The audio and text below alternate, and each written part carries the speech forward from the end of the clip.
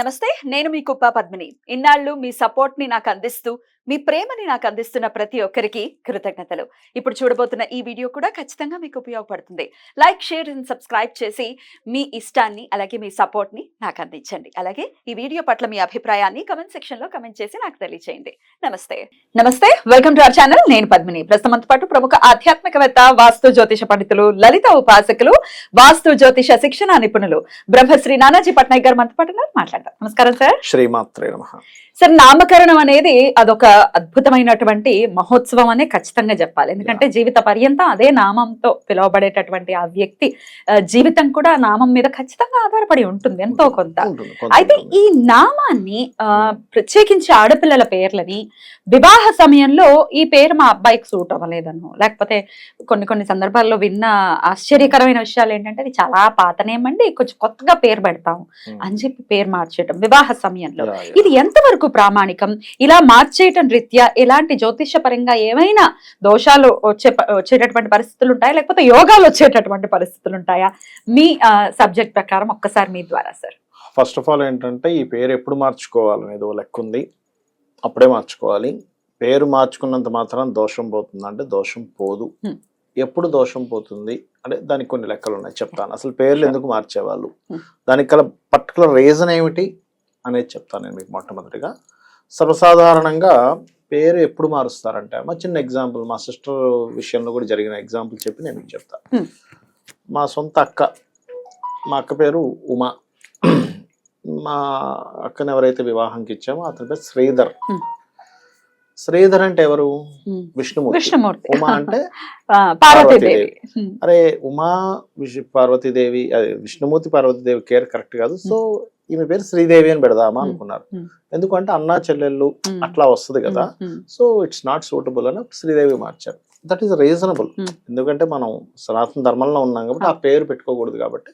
అంతేగాని అక్కడ ఏదో వాళ్ళకి జాతకాలు మారిపోతాయనే భావనతో పేరు మార్చకూడదు.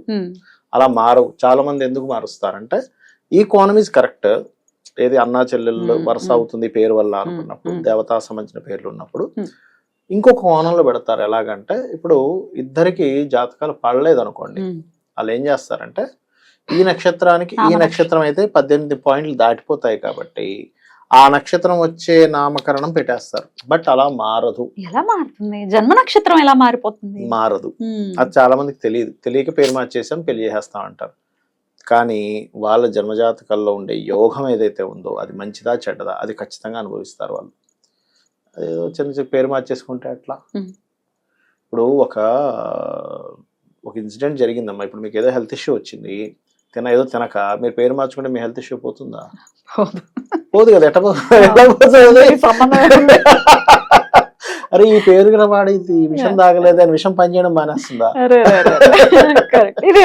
అంతే కదా. నువ్వు ఫుడ్ పాయిజన్ అయ్యేది తిన్నావు, ఫుడ్ పాయిజనే. నువ్వు తినడం మానేయాలి ఫస్ట్. పేరు మార్చేసుకొని ఇప్పుడు ఈ పేరు వల్ల వాడు కాదు కదా, అందుకని ఇది పని చేయదంటే అట్లా పని చేస్తుంది. అయితే అందుకని అట్లా చేస్తుంటారు. But that is not correct way. అయితే ఈ మరి ఎక్కడ పని చేస్తుంది, ఎలా పని చేస్తుంది అంటే వెరీ క్లియర్లీ సప్తమ స్థానము 12వ స్థానము. సప్తమ స్థానం ఏం చెప్తుంది మనకి జాతక చక్రంలో అంటే, సప్తమ స్థానాన్ని బట్టి ఎలాంటి వరుడు ఆరు వధువు వస్తారు, వాళ్ళ నేచర్ ఏమిటి, ఎందుకు తెలుసుకోవాలి అంటే ముందుగా మనకు ఒక ఐడియా ఉందనుకో, మాకు బిజినెస్ చేస్తున్నాము, బిజినెస్లో ఇన్ని కష్టాలు ఉంటాయి. ఇప్పుడు చిన్న ఎగ్జాంపుల్ చెప్తాను చూడు. యుఎస్ వెళ్తున్నాం అనుకో, అక్కడంతా చాలా మట్టుకు అందరూ ఇంగ్లీష్ మాట్లాడతారు. సో మనకి ఇంగ్లీష్ భాష రావాలి అని భాష నేర్చుకుంటాం. సింపుల్ కదా. Correct sir. అక్కడ లాంగ్వేజ్ మనం నేర్చుకుని వెళ్తున్నాం. ఇక్కడ ఏంటంటే ఈ నేచర్ గల వ్యక్తులు వస్తారు, స్పిరిచువల్ వ్యక్తులు వస్తారా, కోపం గల వ్యక్తి వస్తారా, నేచర్ చెప్తుంది. 7th house 12th house అనేటువంటిది ఏంటంటే బాబు నీకు మ్యారేజ్ తర్వాత ఎలా ఉంటుంది అనేది 12th house చెప్తుంది, అమ్మాయికైనా అబ్బాయికైనా. బికాస్ ఆఫ్ 12th house అనేది పూర్వజన్మలో నువ్వు సప్తమ స్థానంలో చేసిన కర్మ ఫలం ఈజ్ 12th house. కనెక్టెడ్ గా ఉంటుంది. కర్మ ఫలం ఈజ్ 12th house. అందుకని ఏం చెప్తుంది, నీకు 2 వివాహాలు అవుతాయి అని ఉందనుకోండి. సప్తమ స్థానం పాడైపోయి దానికి నడుస్తున్న దశలు పాడైపోయి 12th house కనెక్టివిటీ దశలు వస్తున్నప్పుడు నువ్వేం చేస్తావు, అప్పుడు అమ్మాయికి అయితే కుంభ వివాహము, అబ్బాయికి అయితే అర్క వివాహము చేయిస్తారు. ఇది పాతకాలం నుంచి ఉంది. ఎప్పుడు మన మహాభారత కాలంలో కూడా చేయించారు. చేయించారు. అది ఫస్ట్ తెలుసుకొని చేయాలి. ఉమ్. లేదు ఒక్కొక్కసారి ఏమవుతుందంటే దూరంగా ఉంటావా నువ్వు భార్యతో, ఒక్కోసారి యుఎస్ వెళ్ళి అమ్మాయి ఇక్కడ ఉండి ఇట్లాంటివి జరుగుతాయి. ఎలాంటివి జరుగుతాయని చెప్తుంది 12th house వివాహ జీవితంలో. నెక్స్ట్ మనకి 12th house లో వ్యసనాలు ఉంటాయి, ఖర్చులు ఉంటాయి, విదేశీ యోగం ఉంటుంది, ఇవన్నీ ఉంటాయి. అంటే ఏమిటి, ఇది తెలుసుకొని దాని తగ్గ రెమెడీ చేసుకుంటే నువ్వు బయటపడతావు. ఇది యాక్చువల్ గా శాస్త్రం చెప్తున్న ప్రాసెస్. అంతేగాని ఈ జాతకుడికి ఈ పేరుంది, ఈ అమ్మాయికి ఈ పేరుంది కాబట్టి పేర్లు మార్చేసేయని పాపం చిన్నప్పటి నుంచి వాళ్ళ అమ్మా నాన్న పెట్టుకున్నటువంటి మంచి పేరుని ఐడెంటిటీ మార్చేసేసి అమ్మాయికి ఇష్టం లేకపోయినా ఒకసారి ఇప్పుడు చాలా మంది ఏంటంటే వాళ్ళకి ఈ పేరు అయితే బాగుందని అమ్మాయి కూడా నచ్చింది అనుకోండి, ఉదాహరణ దట్ ఈస్ డిఫరెంట్ కేసు. అమ్మాయి కూడా ఒప్పుకుంది. ఇప్పుడు మా ఇంట్లో మా సిస్టర్ కి ఫైన్, నాకు ఇష్టమైనది ఆ పేరు, ఎందుకంటే అక్కడ మరి ఆ పేరుకి ఈ పేరుకి సెట్ కాదు కదా, ఫైన్ అని ఆవిడ ఒప్పుకుంది. దట్ ఈస్ డిఫరెంట్ కేస్, ఎందుకంటే స్పిరిచువల్ గా మనకు తెలుసు కాబట్టి. అట్లా అలాగ ఒప్పుకోకుండా ఏదో ఇది మార్చేస్తే జీవితం మారిపోద్దేమో అని అనుకోని మార్చడం వల్ల ఏమీ మారదు. 100% మారదు. అనుకుంటా ఓకే మా వాళ్ళు మార్చేసారు అందుకే అది ఇది అనుకుంటారు, కానీ అదేమి కాదు. అసలు పేరు మార్చడం కూడా ఒక పెద్ద క్రతువు కదా సార్. అవును, ఎట్లా పడితే అట్లా ఇప్పటి నుంచి నీ పేరు ఇది అని అంటే అయ్యేటటువంటిది కాదు కదా. మారిపోదు కదా జాతకం, ఎట్లా మారిపోద్ది? జాతకం మారిపోదు, ఆ క్రతువు కూడా చేయించుకోవాలి, ఒకవేళ పర్ఫెక్ట్ గా చేయించుకోవాలి. ఎప్పుడు పేరు మారుస్తే పేరు మార్పు అనేటువంటిది ఎక్కడెక్కడ ఏ సందర్భాల్లో పనిచేస్తుంది అంటే చెప్తాను చూడండి. ఒక వాస్తుపరంగా ఒక సంస్థ పేరుంది, దానికి ఒక డైరెక్షన్ ఉంది. ఆ సంస్థకి ఆ ఏదైతే డైరెక్షన్ ఉందో ఆ పేరుకి ఆ డైరెక్షన్ సెట్ అవ్వలేదు అనుకోండి, దాన్ని వి చేంజ్. ఎలా అంటే నేను ఒకసారి ఒక హెయిర్ కట్ షాప్కి వెళ్ళా, మా మల్కా నేనుండే ఏరియాలో ఒక చిన్న సెలూన్కి వెళ్ళి కటింగ్ చేయించుకునేటప్పుడు సార్ మీరు టీవీలో చూస్తుంటా నేను, మీరే కదా అంటే అవును బాబు అన్న. సార్ ఆ షాప్ ఎందుకు నడవట్లేదు, ఏం చేయాలి అంటే నేనేమన్నానంటే అతను ఆ పేరు ఏంటంటే రాతో వస్తుందండి, నాకు చాలా సంవత్సరాలు గుర్తు రావట్లేదు, రాతో వస్తుంది. నేను అన్నాను ఇది దక్షిణం ఉంది కదా ఇది, రా అనే అక్షరానికి రేవంత్ ఏదో పేరు సంథింగ్ రమ్మి రాలా వస్తుంది, నాకు గుర్తు రావట్లేదు సరిగ్గా టైంకి.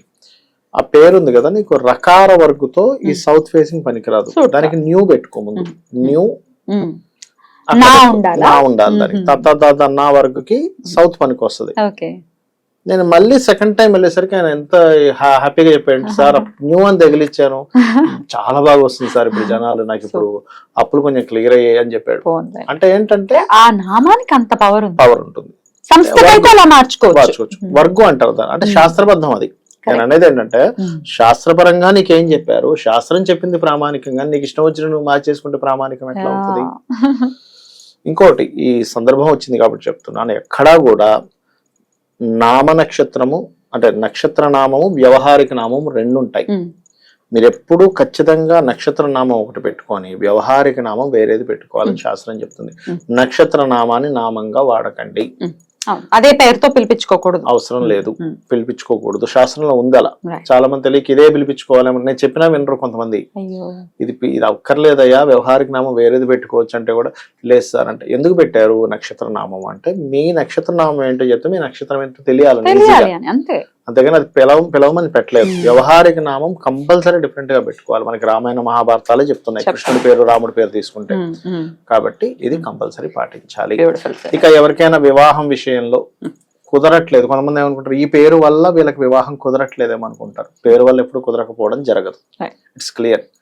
మీకు సప్తమ స్థానం దోషం ఉంది, సాటర్న్ కనెక్ట్ అయ్యాడు, ఆర్ సాటర్న్ కేతు కనెక్ట్ అయ్యాడు, సప్తమాన్ని ఇచ్చే గ్రహం, సప్తమంలో ఉండే గ్రహం కదా, సప్తమాన్ని ఇచ్చే గ్రహం వేరుగా ఉంటుంది, కనెక్ట్ అయ్యేటప్పుడు లేట్ అవుతుంది. అప్పుడు ఆ గ్రహానికి సంబంధించిన శాంతి లేకపోతే నామస్మరణ చక్కగా మనకి లలిత సహస్రనామాల్లో కామేశబద్ధ మాంగళ్య సూత్ర శోభిత కందర, వివాహం తర్వాత శివకామేశ్వర అంకస్త శివ స్వాధీన వల్లభాయ నమః, ఇవి చేసుకొని మనం శాస్త్రబద్ధంగా ఉన్నటువంటి దాన్ని పాటించి మనం ముందుకు వెళ్ళాలి. కానీ ఏదో పట్టుకొని ఏదో చేసేసి ఇది అవ్వట్లేదు అనుకొని కంగారు పడకూడదు. రైట్ సార్, చాలా అద్భుతమైనటువంటి విషయం. డెఫినెట్ గా ఇది యూస్ఫుల్ అయ్యేటటువంటి ఒక టాపిక్. డెఫినెట్ గా దీన్ని అర్థం చేసుకుని అలా ఎలా పడితే అలా నామాన్ని మార్చేసాం కాబట్టి బెస్ట్ రిజల్ట్స్ వస్తాయన్న అపోహలు ఉండకూడదు. చాలా అద్భుతంగా మాకు వివరించారు సార్, కృతజ్ఞతలు. నమస్కారం సార్. శ్రీమాత్రే నమః.